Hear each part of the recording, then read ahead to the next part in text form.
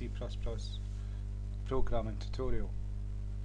The last tutorial we created another class, and the class was to get input from the user, and so we took input from the user, we printed out the name, please what's your name, to input, printed it out, and we used the two classes to access the methods. Well, what we're going to do now is what we've done is we created an instance of the menu class, and we created an instance of the input class. These are objects. Now, objects is like a copy of the prototype, which is loaded into memory. And you can make as many objects as you want, and each object is different from each other. Each has got a separate copy of the data and the methods, and so you can change a data member in one object and it doesn't affect the data member in another object. In C++ you have pointers. It comes from the C language, and pointers point directly to the locations in memory, and so when you make a change to a pointer, it changes that memory location, so it's a permanent change. Now you can make pointers to objects, you can make pointers to like data members, and so what that would do, that would permanently change them, because what you're pointing to is a location in memory where that object is stored, and so any change to that object in the memory will be permanent. And so the way to create a pointer is similar to create an object, but there's more involved.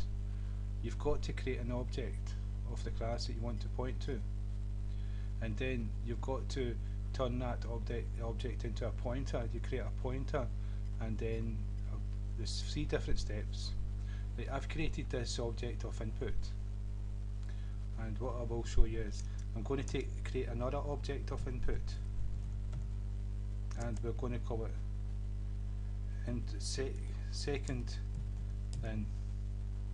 So that's 2 objects we've got, in one and second, and both are the input class. Both are a separate copy of them. Now with the second object, I'm going to use it for a pointer, and the way to do that is to create a pointer of input. And so the way to do that is input and asterisk, that's a pointer, and we're going to give the pointer a name, and there's a convention for pointers so that we know the difference between a pointer and an object. There's a convention to start with a lowercase p for pointer, and so no matter what you're going to call it, and so we're going to call it in,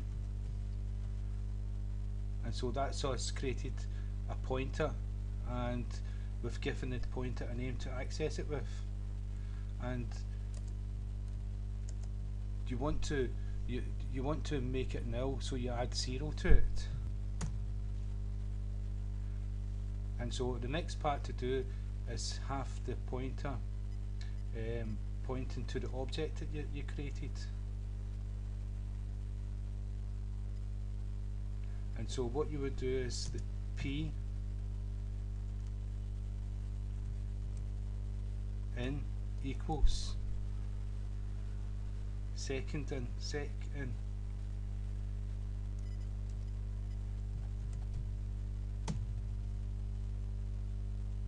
And that's us, we have a pointer. So there's 3 different steps we've took.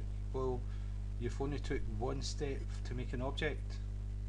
So you can access this one, in dot, and you've got you can access all the public members of that class. Well, you can do the same with the pointer after those 3 steps, and it's p in. It's not a dot operator because it's not an object. It's two characters together, and it's a minus sign and the greater than. Those 2 together accesses the pointer, and if you look at it as pointing, it's pointing to to whatever we're going to put there. So if we wanted to access input name and finish with a semicolon, now we can run the pointer instead of the object. See, I'll show you the object, then dot name. So this is me just showing you how to do pointers. There's a lot more to it, and we're going to go deeper into it. So in C++, what makes it powerful is you've got the objects to deal with, and you've got the pointers, and you can use both together, and you can use just stick to objects, and if you wanted you can just stick to pointers. If you go to Qt, Qt program tends to be pointers, so it's important. And so that's a pointer there, it's pointing to whatever you want to access, and so it's a minus sign and a greater than together instead of a dot, and that's a copy of the object, and it's not pointing to the location in memory because it's an object, but this here is actually pointing to a location in memory, and we're going to go into passing by value and passing by reference. This is by reference, and so that's how to make a pointer of an object. And so that's us for this tutorial. We're going to continue with classes. So again, thank you for your time.